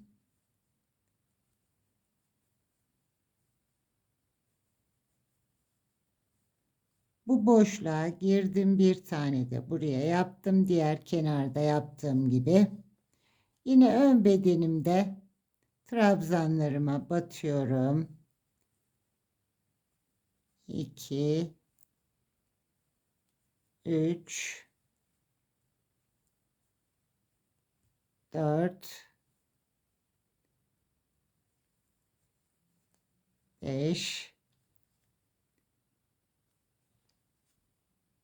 6 tane ikili trabzanımı yaptım. Birleştirme, omuzumuzu birleştirme noktasına batıyorum. Buraya 3 seferde çıkıyorum. Biraz yükseltiyorum, burası boşluk olduğu için. Arka bedenimize geçtik. Yine trabzanlarımızın tepesine batıyoruz.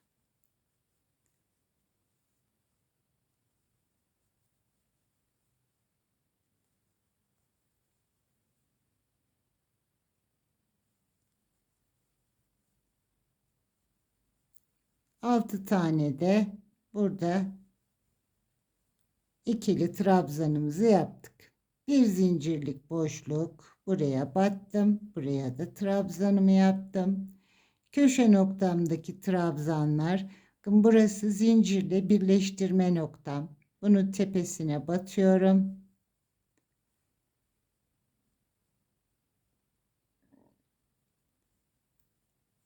İki, üç tane ikili trabzanımızı yaptık. Şimdi burada 3 sıra boyunca trabzan örmüştük. Bu tepelere yine batarak trabzanlar yapacağım. Birleştirme noktama kadar şu kısma da etek ucunda olduğu gibi yine trabzanlar yapacağım. Şuradan başlıyorum. 1 zincirlerin arasına giriyorum. 2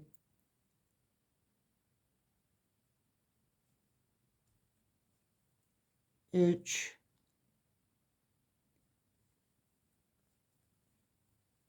4 5 çok yakın olmasın. Şöyle zincire batalım.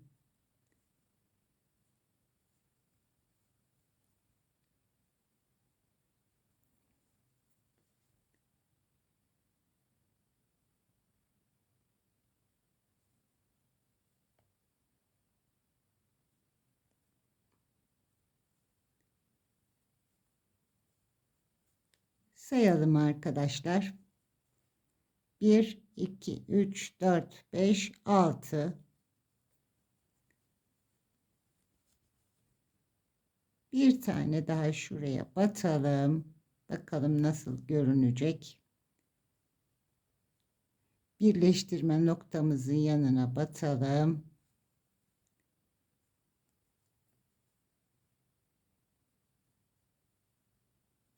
Zincirlerin içine battığımız için tabi biraz sıkı oluyor. Şöyle görüntüsüne bakalım. Evet. Burada şimdi yaptığımız 2, 4, 6, 7 tane ikili trabzan yaptık. Diğer kenarda da aynı sayıyı elde edeceğiz. Tam birleştirdiğimiz noktaya batıyorum. Yine burada 3 seferde çıktığımız nokta bunlar.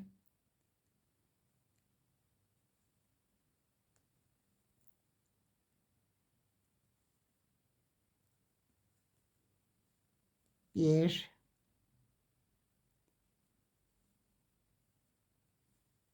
iki,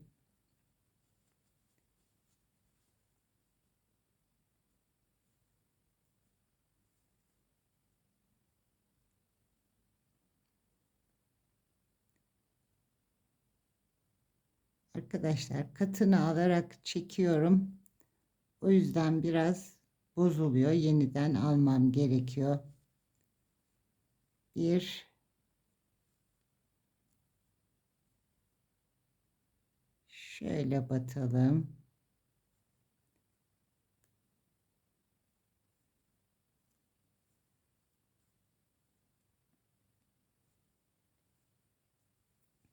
İki,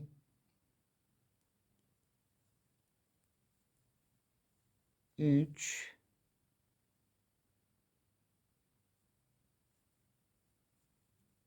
dört,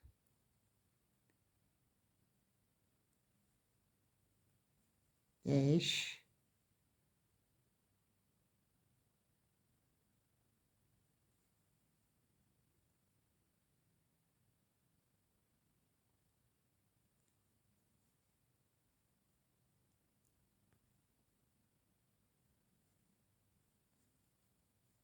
6. Bakalım arkadaşlar. Tam köşe noktamız 2, 4, 6, 7, 2, 4, 6, 7. Şimdi trabzanlara batarak şurada yaptığımız işlemi, şu kısımda yaptığımız işlemi aynısını burada da yapacağız. Ön bedenimizi yapıp gideceğiz. Şurada yaptığımız işlemimiz, trabzanların köşelerin içine batıyoruz. Bir zincirlik boşluklara batıyoruz. Diğerlerinin hepsi zaten trabzan. Trabzanlara batarak yine ön bedene gidiyoruz. Arkada sadece ense kısmında ilmeklerimizi topladık.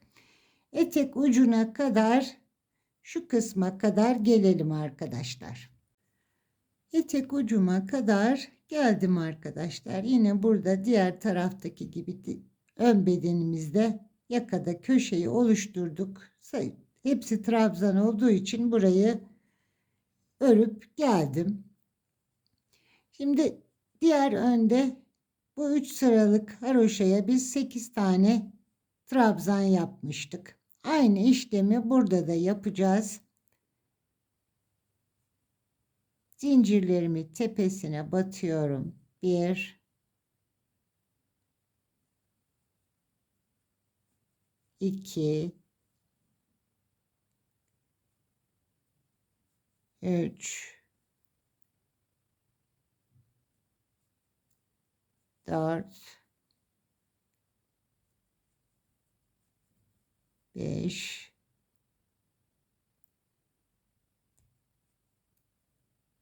6,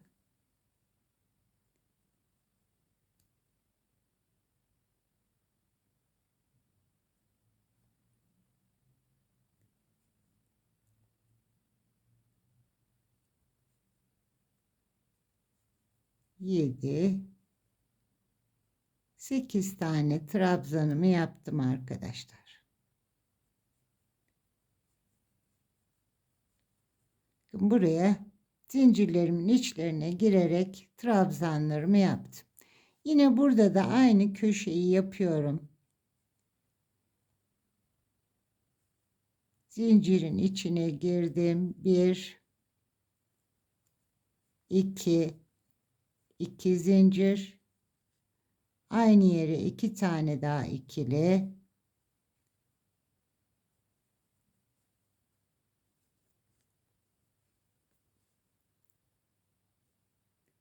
Aynı noktaya 4 tane, arada 2 zincirle 4 tane ikili trabzanımı yaptım.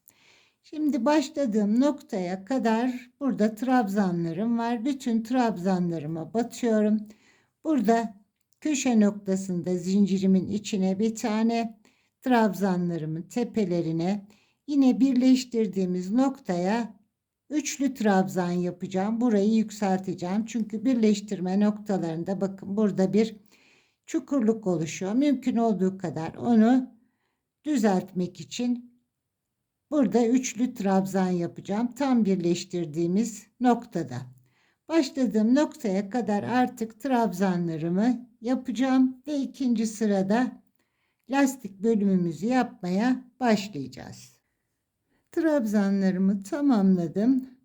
Başlangıç noktama geldim. Burada arkadaki işlemi de sizlere tekrar hatırlatayım. Bu köşelerde 3 tane trabzanımı yaptım. Köşe noktasında 2 zincirlik bölüme bir tane yaptım. Birleştirme noktamıza da bir tane trabzan yaptım. Bu birleştirme noktamdaki trabzanı yine üçlü bir trabzan yaptım. Çünkü birleştirme yerinde biraz çekme yapıyor haliyle, onu engellemek için. Şimdi kaydırarak birleştirmemi yapacağım ve kolumuzdaki gibi yine ön ve arka trabzanlarla lastiği yapacağız. Bu arada kız bebek için bunu hazırlıyorum. Sağ önde iliklerimi açacağım. 4 tane ilik açmış olacağım arkadaşlar.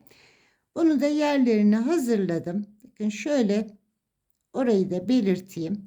Köşeye 2 tane aynı noktaya ikili trabzan, 2 zincir, ikili trabzan yapmıştık. Bu kısmı saymıyorum.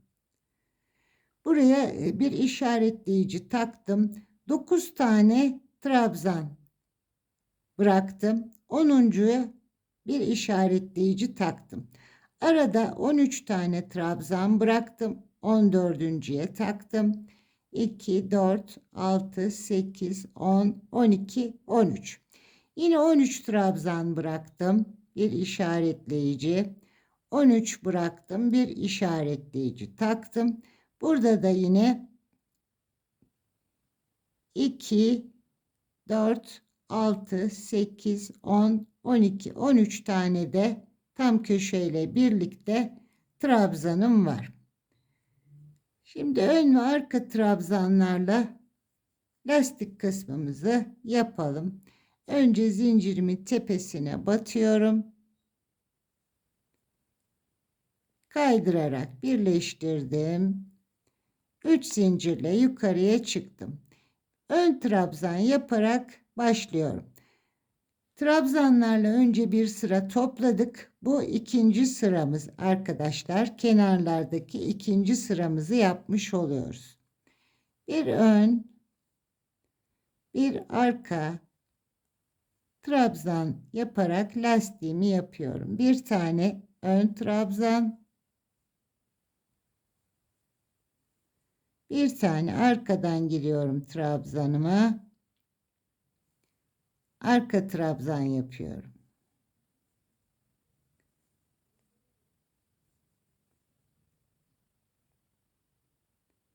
Bir de katımı açmasam arkadaşlar daha güzel olacak ama katımı açarak alıyorum.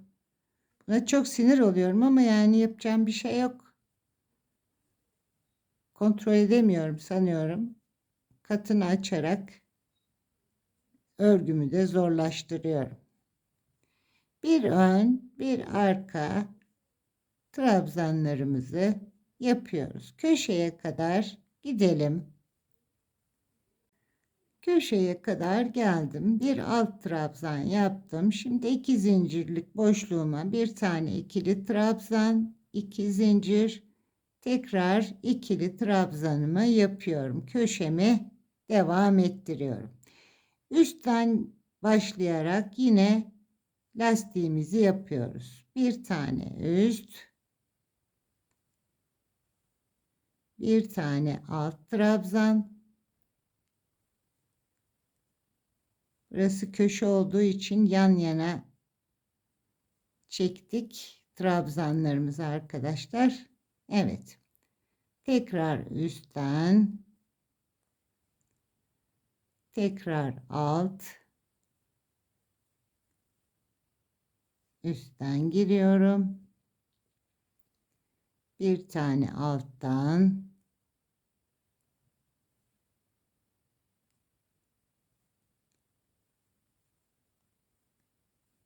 bir üst,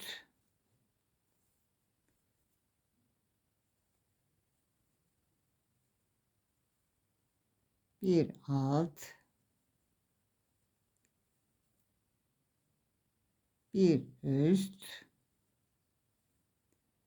bir alt, bir tane üstten. Şimdi bu işaretleyici olan yere trabzan yapmıyorum. Bir zincir çekiyorum. Burada bir alt trabzan yapmam gerekiyor. Bunu atlıyorum. Buradan bir üst trabzan yapıyorum. Zincir çektiğim yere bir tane alt trabzan yapmam gerekiyordu. Buraya bir boşluk oluşturdum. Şimdi tekrar devam ediyorum. Alt, üstten,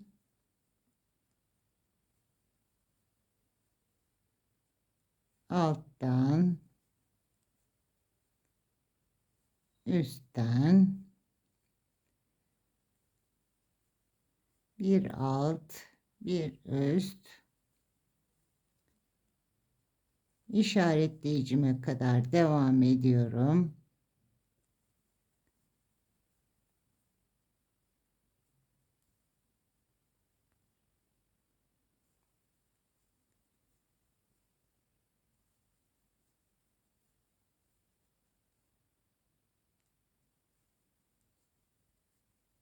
En son bir üst trabzan yapıyorum.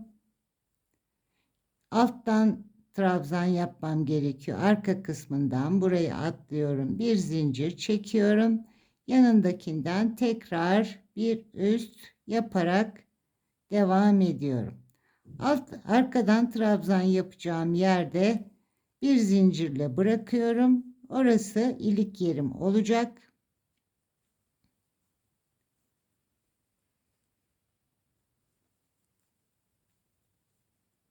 Bir tane daha yapalım arkadaşlar.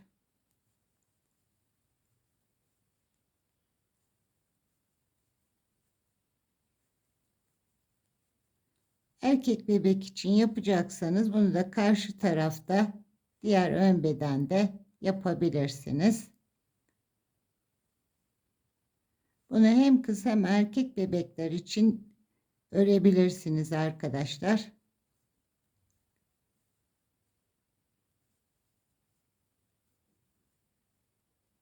Bir tane alt, en son bir üstten yaptım. Bir zincir çektim, boşluğumu bıraktım, bir yanından üstten tekrar başladım.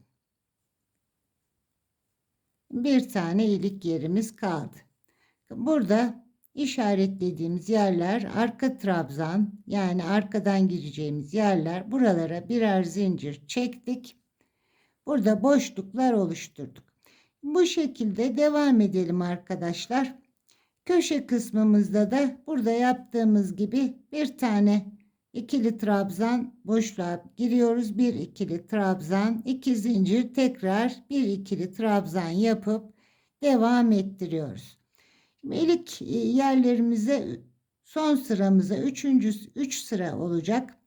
3. sıramızda ilk yerlerimizi birlikte tekrar yapalım ve yine kaydırma yaparak da tamamlayacağız. Kolumuzda yaptığımız gibi yine kaydırma yaparak tamamen etrafını, hırkamızı tamamlamış olacağız. Sıramı tamamlayıp tekrar geri geldim. Köşelerimizi, yaka kısmımızda köşelerimizi yine yaptık. İkili trabzan yaptık. 2 zincirlik bölüme 2 zincir, aynı yere tekrar ikili trabzanla köşelerimi yaptım. Lastik bölümümü tamamladım. İkinci sıramızı kaydırarak yine daha önce yaptığımız gibi birleştirdim ve 3 zincirle üst trabzanlara üst, alt trabzanlara alt trabzan yaparak lastiğimizin son sırasını, 3. ve son sırasını örüyoruz. İlik bölümümüzü göstereyim size tekrar.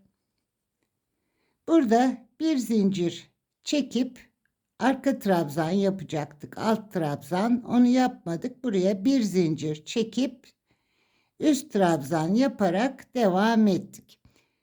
Şimdi üst trabzanımı yapıyorum. Ön trabzanımı bir zincirlik yere normal ikili trabzanımı yapıyorum. Sıradaki yine ön trabzan, üst trabzan. Bunu yaptım. Arka trabzanımı yaptım.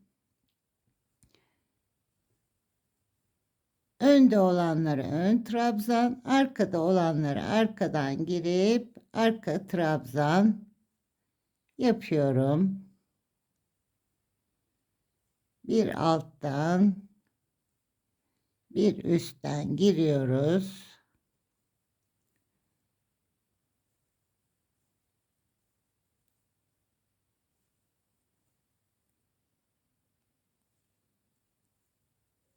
İkinci iliğimizi de birlikte yapalım.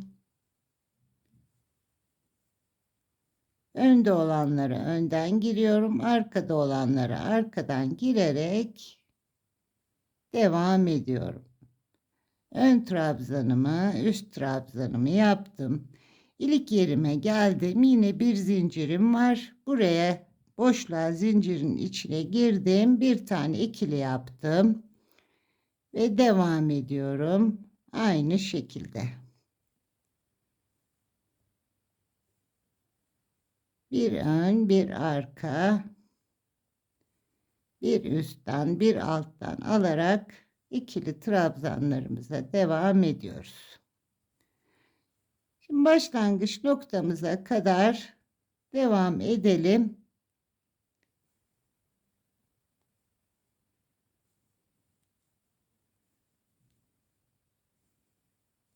Kolumuzda yaptığımız gibi yine trabzanların tepelerine batarak kaydırma yapıp tamamlamış olacağız hırkamızı. Görüntümüz de bu şekilde. Hırkamı tamamladım arkadaşlar. Böyle kırmızı düğmeler diktim ve bir kirazla süsledim. Bu kiraz yapımını YouTube'da anlatan birçok arkadaşım var. Toka, anahtarlık, süsleme olarak. Onlardan faydalanabilirsiniz. Gözlerim çok net seçmiyor arkadaşlar. Onun anlatımını yapamadım sizlere. Çekimini yapamadım. Dediğim gibi YouTube'da birçok arkadaşım bunu anlatmış. Ben de onlardan faydalandım. Oradan faydalanabilirsiniz. Şimdi hırkamız için bedenine 2 yumak ip kullandım arkadaşlar. Kenar lastik bölümü içinde 3. yumaktan yarım yumaktan az ip kullandım. Yani 2,5 yumaktan az bir iple hırkamızı tamamlamış olduk. Sizlere ölçülerimi de vereyim. Beden genişliğim 32 santim. Kol altından boyumuz 21 santim. Omuzdan itibaren boyumuz 34 santim. Kol altından uzunluğumuzda 22 santim. Bu 1-2 yaş arası bebekleriniz için uygun ölçülerde bir hırka.